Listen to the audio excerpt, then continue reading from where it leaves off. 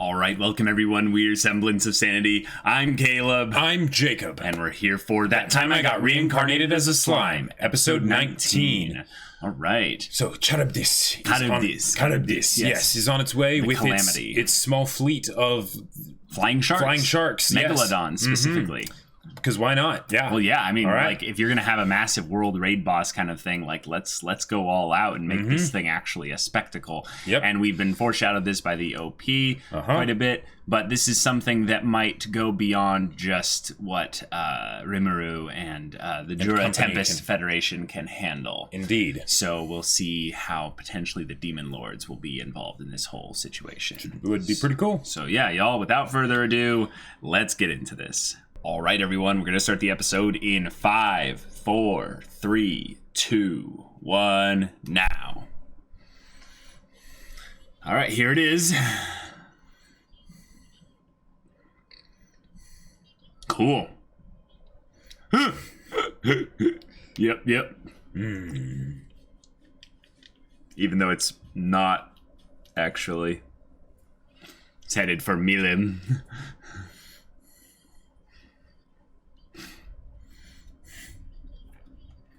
I assembled everyone. All right. Gabiru. Awesome. Sweet.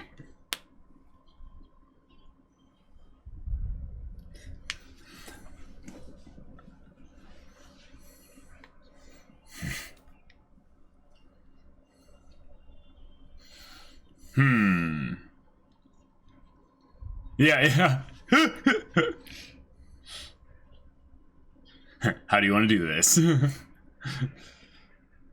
All right. Okay. So my thing is, I think that the Megalodons will get pulled away, but Carybdis is just going to ignore them and continue going straight for Milim. Yeah, probably. And it's just going to be like, wait, it's an abnormal.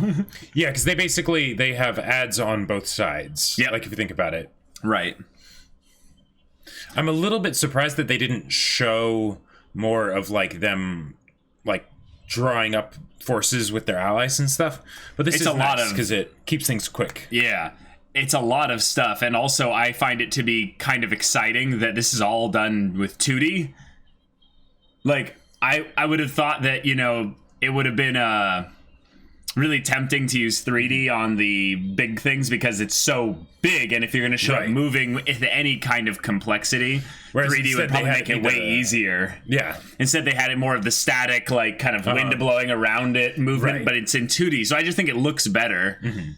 Right, and then the Megalodons are 3D. Are the Megalodons 3D? I think so. I don't think so. They seem to be pretty... Or maybe they were. Maybe they're like different shots of them that are 3D and some that are 2D. But either way, it's a good way to... If it is, it's a good way to draw attention to Carybdis. Yes.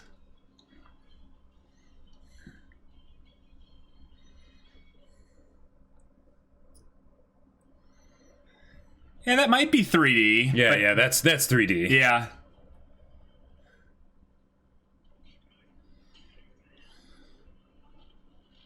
Oh, okay. All right. There's all right. Gone. That was easy. Cool.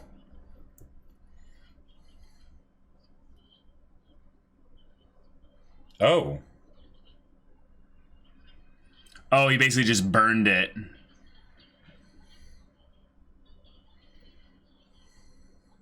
Oh, a commander effect. Okay. Cool. So damage reduction. That is very helpful. Yeah. Yep. Divide and conquer. See, that looks 2D. Maybe when it's moving. But it...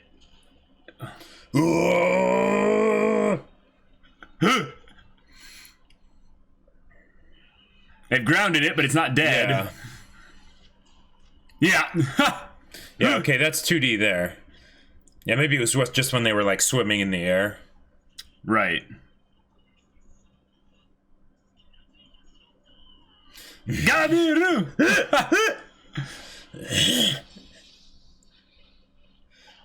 Oh that my actually god! Worked. It went deep enough. Okay. Oh my god! Wow. Wow. Ah, they're working together now.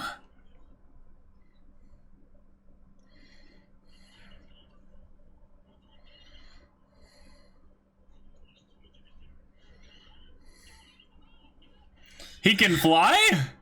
I mean, he has wings, I guess, so... They're just so small. Okay, yeah, that's 3D. That's 3D, yeah. Ah! What, Gopta, you're not gonna one-shot it? Right, right.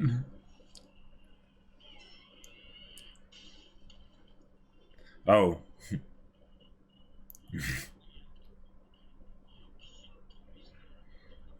Mm-hmm. Indeed, indeed. That is how world boss raid groups do. Exactly. You have your role, you fulfill it. Oh, she's here. Yeah. Ooh, little dubstep in the background. Do you hear that? Uh-huh. Watch, it's gonna slowly change directions towards her. Oh my god. Puppy eyes. Tentacle powers, activate! Oh, nice. Oh my god! Tentacle powers, always OP.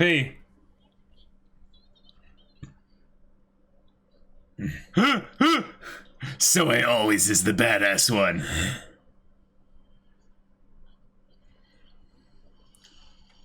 He even has his own harem of assassins with exactly. him. Oh, that's wow. smart. Oh, what? Cause Ranga! Because why not?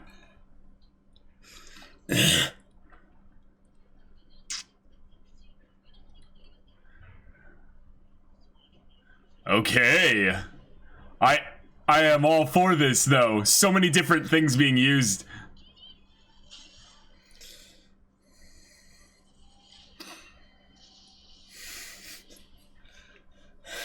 Water loses to electricity. Look at them, they're just falling in the background. Whoa. All right. The big boy himself.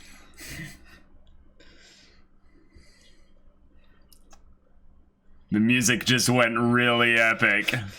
Let's test all the attacks that are sure to not be effective on it. Unlimited blade works. Yeah.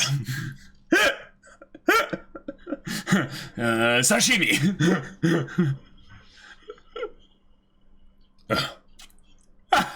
Gopta's gonna get the final hit on Carybdis. Just watch. Carybdis. Just reminder. Just. Oh. It's a distraction. It's nothing. Wow.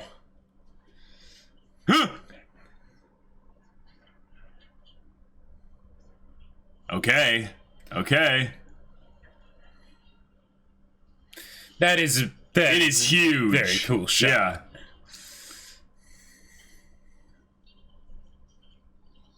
Yeah. Ha. I have no idea how to beat it. Unknown variables. Just hit it. Ted dies. This is where it's going to use its breath weapon it just or something. sensed it's going to use its magic or something. Actually, they might be the safest on it. Maybe. Unless it does some kind of AoE effect. Oh, that's no good. Oh. Just an AD weapon, basically.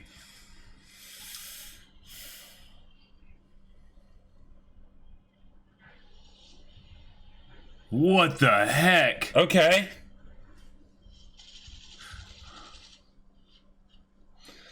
All right.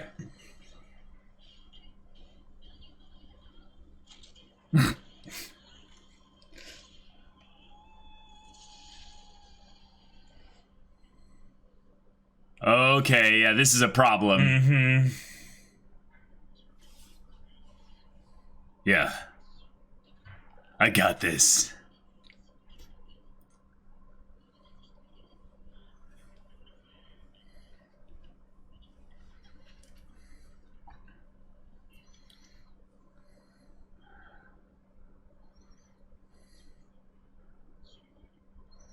Ha! Wow. Too cool yeah, to die here. Yes. Oh. Are you feeling it now, Mr. Krabs?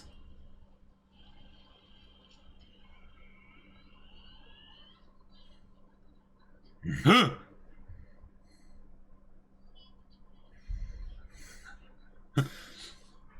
I mean, you're the commander.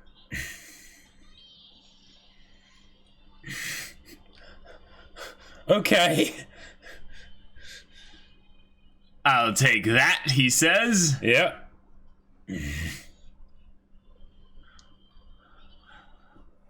Okay, I am ready. Just look. Oh, it just regenerated them. Okay. Wow.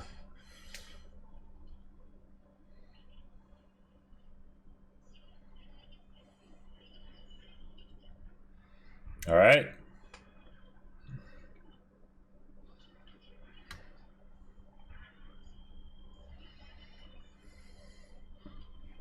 Okay. So now we have our protagonist fighting a nearly, you know, oh, there we go. Oh my god. Oh! Oh my god! All right. Cool. Awesome. It's like, Nani, the F did you just do? Did you just do actual... Okay, now it's in 3D, for sure.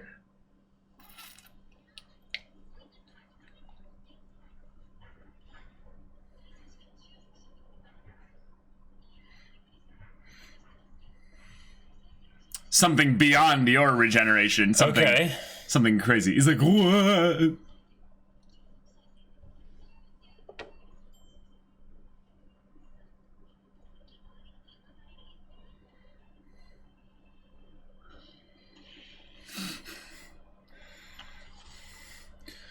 Okay.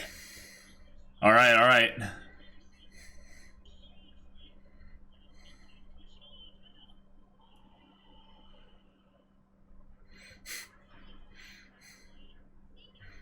Throwing axes at it.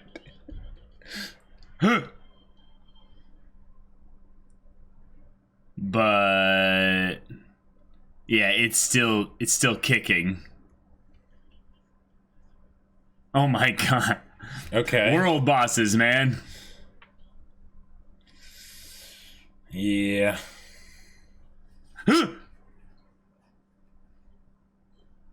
Oh. Whoa, nice. The one that was absorbed by it is talking.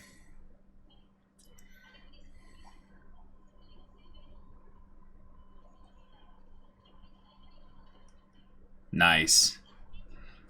Well, that's natural.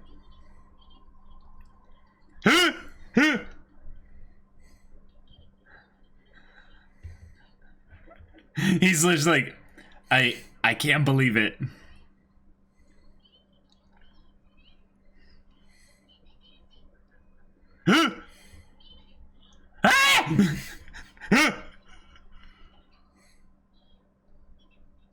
Oh my god. Yes, of course you were. So can you deal with it? You take care of this. Right. Uh-huh, yep.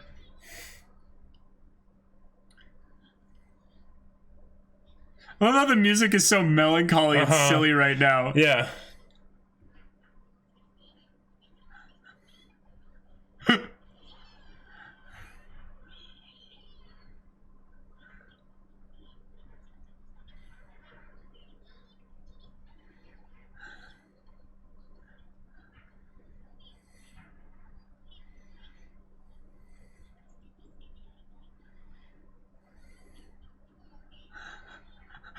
Okay.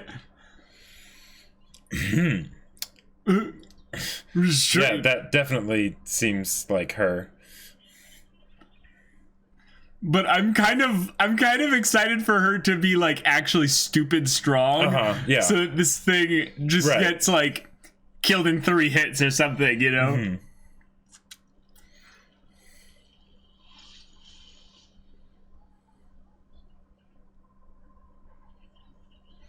I'm going to hit you. Wait.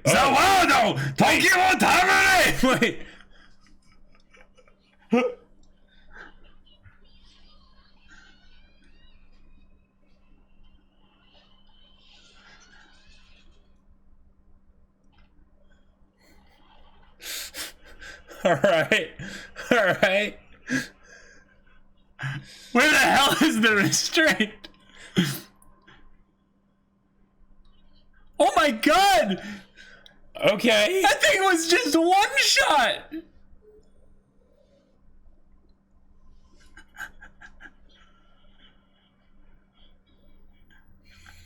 Okay, the power ceiling has gone up quite a bit. Mm-hmm. That's good. That means Rimuru has some ways to go. That's sure. That's all it means, yeah.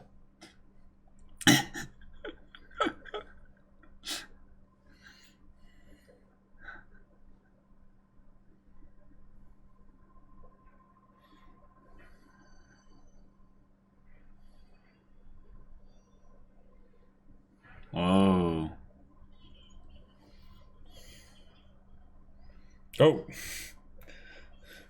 Whoa. All right. Oh my god. Well,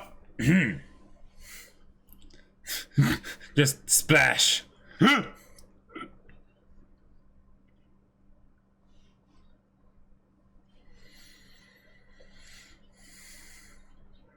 Yes, absolutely. Yeah, exactly. Yeah. Why are you working with the Demon Lord?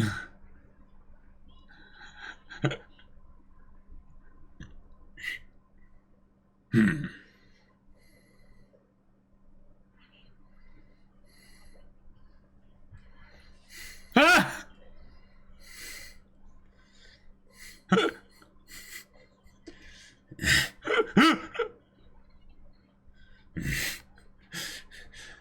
I love this.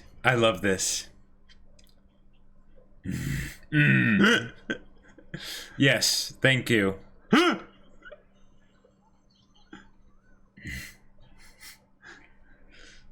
Oh my god. Wow.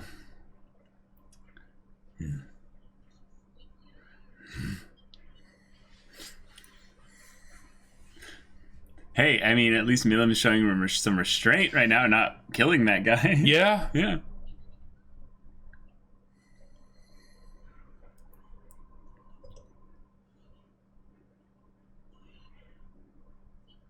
Yeah, he shouldn't have many remember. Oh, he might have some.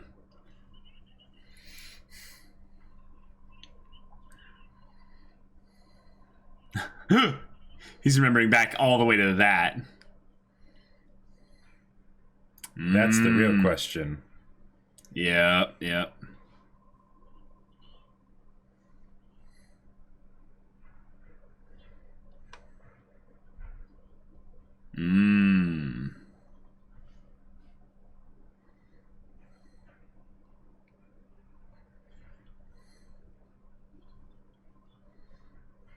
There's more of them, yep.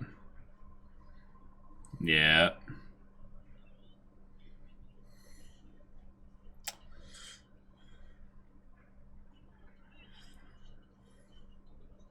Right. Mm-hmm.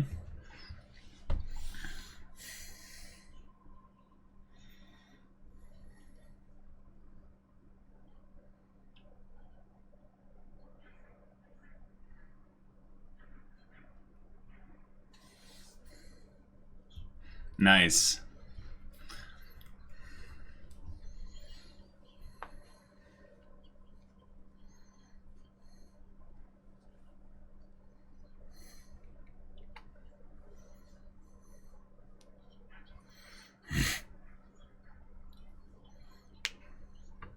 Of course you do.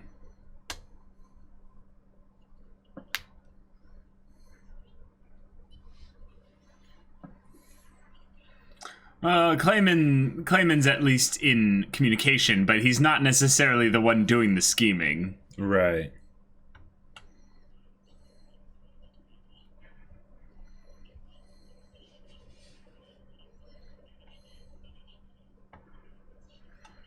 Okay, we'll take your life forever. You will join us forever. Huh?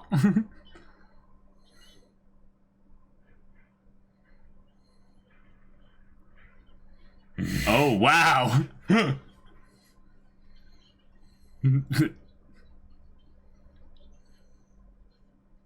I've matured so much after.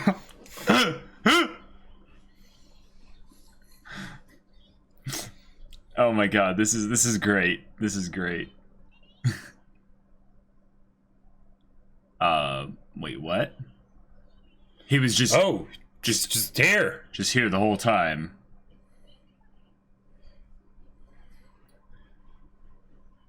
Yo. Okay. Dang.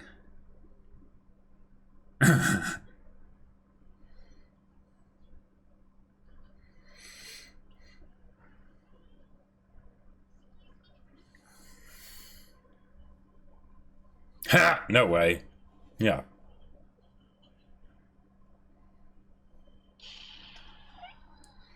Oh!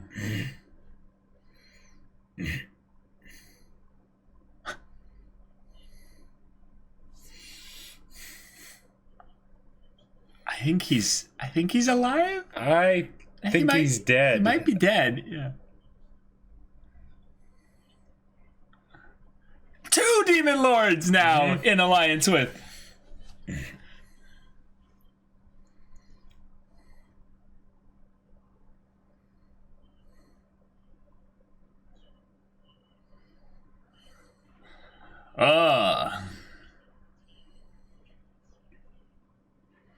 All right.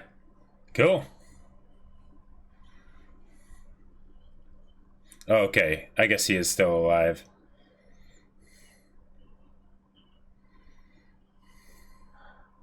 Okay. All right.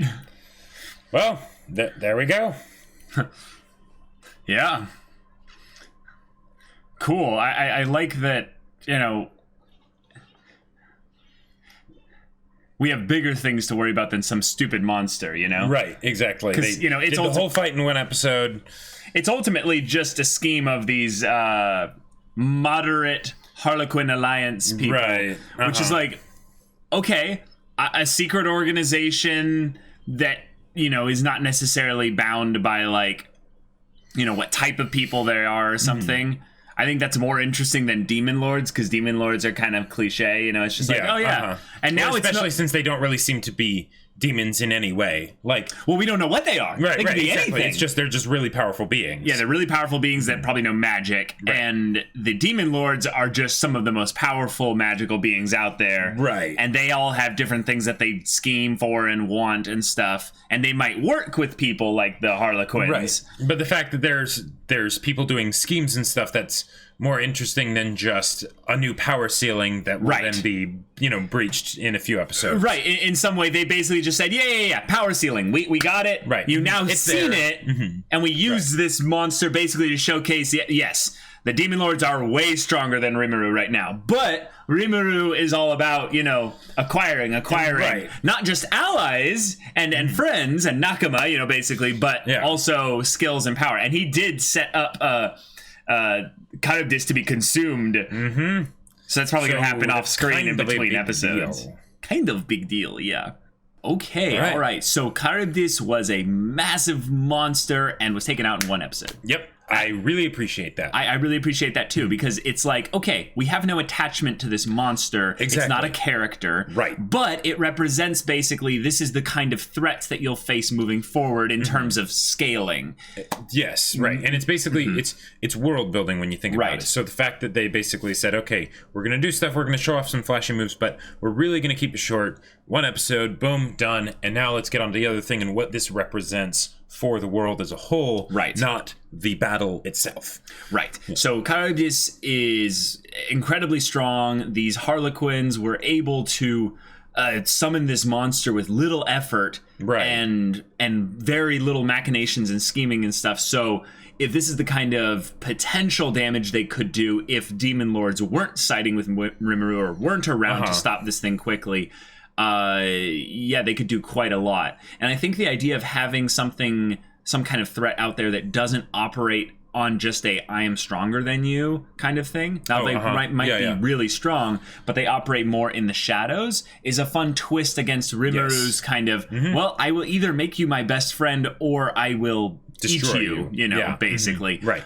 He can't do that with these ones here. He's going to be constantly dealing with intermediaries. Right. And then they could get into the political machinations and stuff again of moving things around on a big map, essentially. Yeah, on a world scale. The whole cloak and dagger whispers in the ears of great leaders that's where stuff. They could really cause the most damage, I feel like. It's not so much attacking Rimuru directly, but just undermining everything he's been building.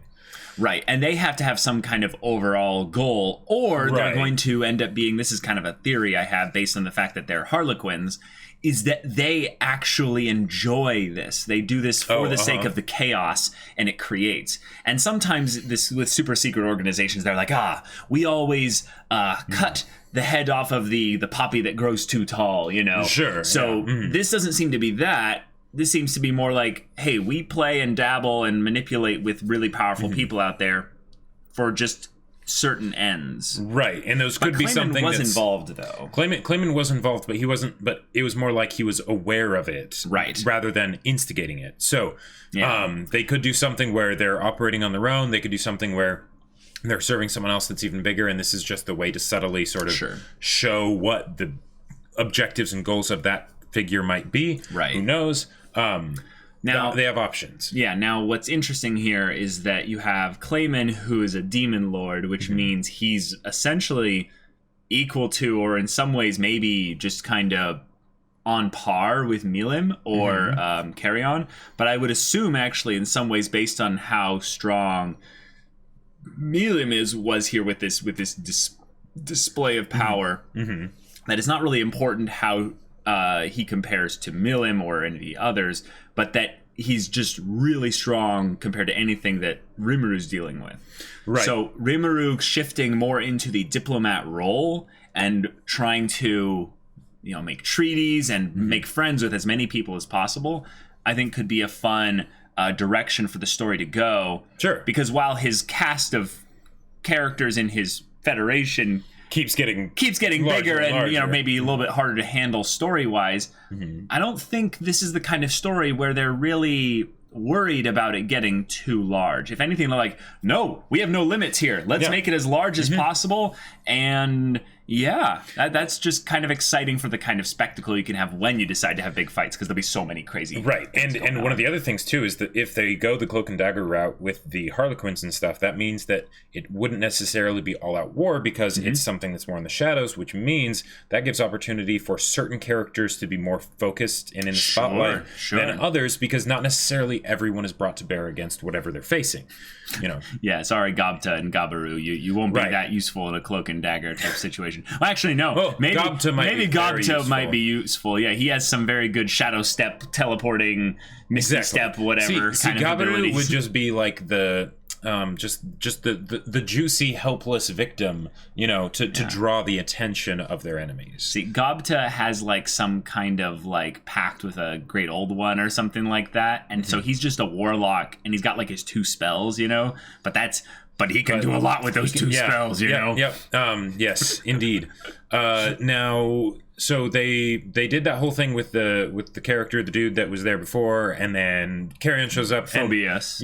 Phobio. Right. Yeah. Then Carrion shows up and just smashes his face into the ground, and I thought he was dead. I thought they were going to have him be dead. Like, there was a blood spurt and everything. He still might be dead, but I think he's alive because he picked him up. Right. But it might have been also like, probably alive. Hey, you don't need this trash on your lawn. I'll pick it up and go put it in our own trash dispenser. Yeah.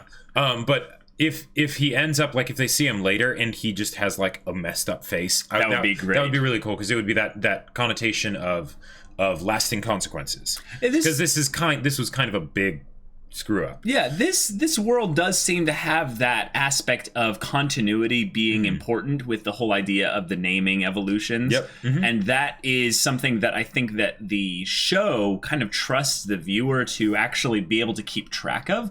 Because, for instance, we mentioned them, Soe's harem are actually all the they're all the lizards that were transformed, that were the ladies specifically. Yeah. So it's like, they just kind of were brought into his group and became assassins there. It's like, that's cool. And I love that of all of, like, because, everyone in this show is very tropey. Oh, yeah. Super. But specifically with Soe, the fact that he's like, I am the resident edgelord assassin, and I'm awesome, and I have this group of ladies that all work under me, and they also assassinate things, and we're very sexy and badass.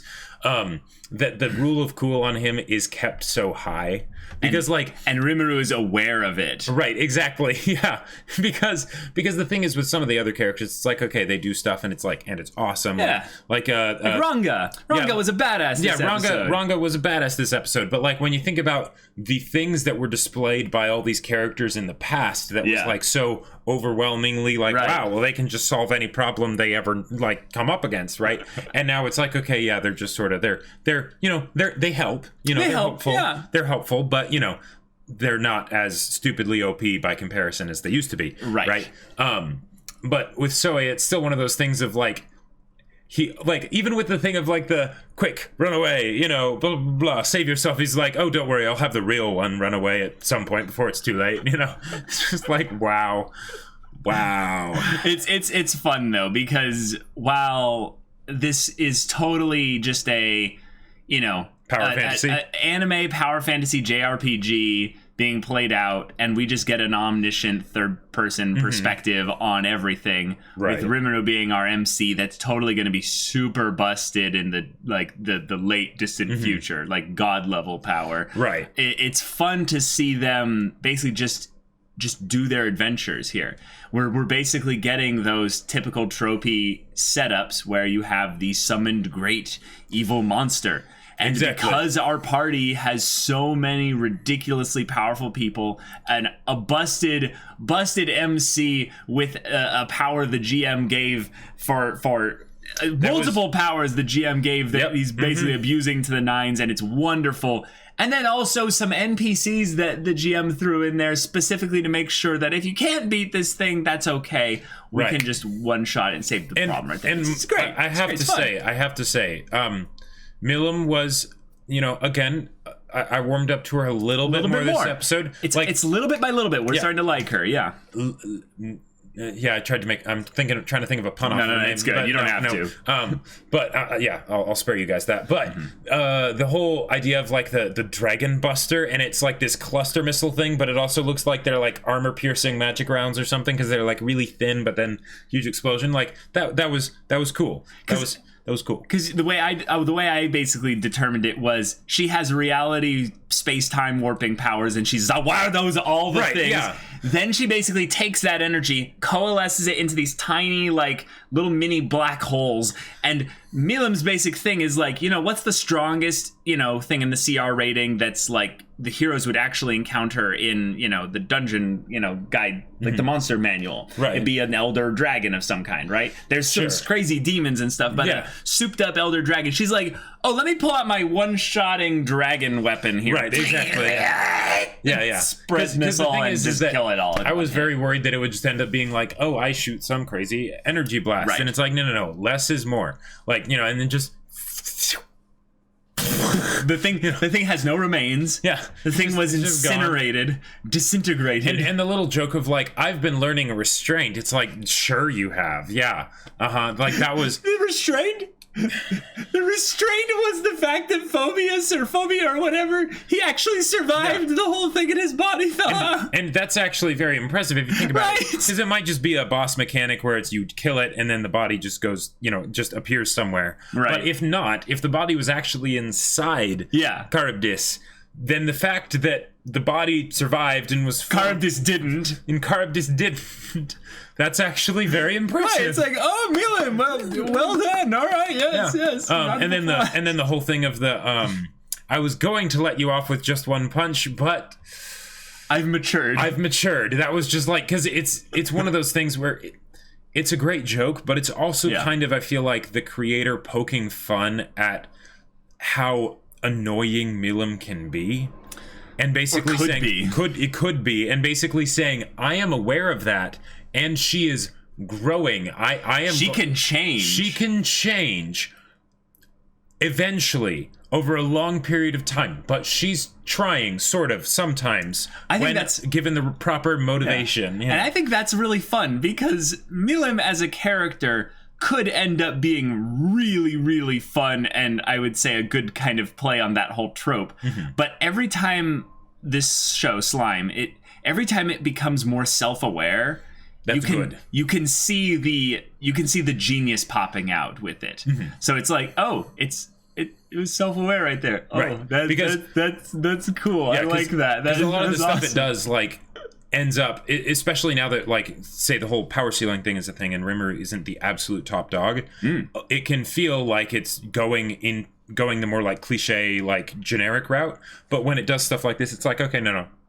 Knows what it's doing. Yeah, it's going to take the generic and run with it. Like, exactly, yeah. Like, it's going to own that. Oh, yeah, work. Absolutely. Yeah. So, here we are. We have a new threat, but it's believe not an immediate also... threat. Yeah, but I believe also we're going to start forming a lot of alliances with demon lords now. I mean, we've already started. Yeah, we've started with a non-aggression pact for Carry-On, and Milim being, I would say, more consistent and relied upon there could be that final bit to where they talk to Clayman, and there we go. So if Carrion ends up going the same route as his subordinate and getting manipulated, then could Carrion be considered like a wayward son? Possibly. I don't know. Yeah. Who knows? Carry on. Yeah, carry on. Yeah.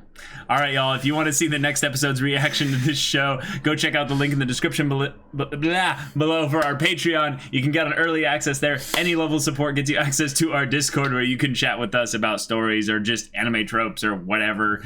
And yeah, if any of that interests you, we'll see you there. But until then, we're Semblance of Sanity. I'm Caleb. I'm Jacob. And we'll see you all next time. Yeah, outros are hard. Yeah. It's just hard. It's weird.